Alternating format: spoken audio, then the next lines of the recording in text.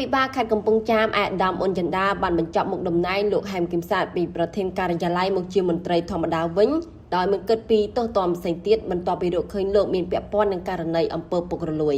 ការស្រាវជ្រាវពិនិត្យរហូតដល់ការដកតំណែងនេះធ្វើឡើងបន្ទាប់ពីមានបណ្ដឹងរបស់ប្រជាពលរដ្ឋតាមបណ្ដាញសង្គមពាក់ព័ន្ធករណីយកលុយ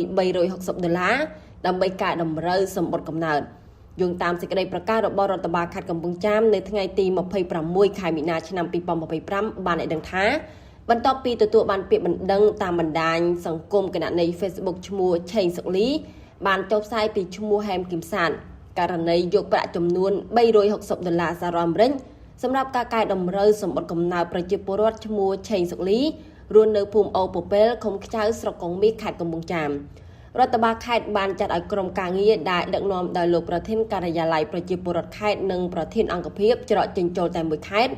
បានចុះសិក្សាស្រាវជ្រាវលើករណីខាងលើគឺពិតជាមានករណីដោយក្នុងបណ្ដាញសង្គមគណនី Facebook ឈ្មោះឆេងសុកលីពិតប្រាកដមែន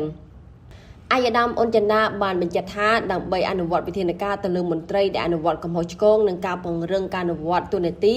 ភារកិច្ចរបស់រដ្ឋបាលស្រុកកងមាសឲ្យមានភាពល្អប្រសើរ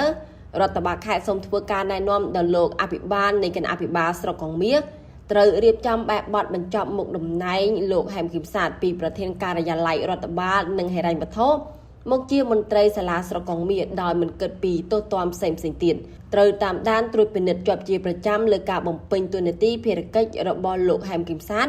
ក្នុងករណីប្រព្រឹត្តកំហុសឆ្គងបន្តទៀត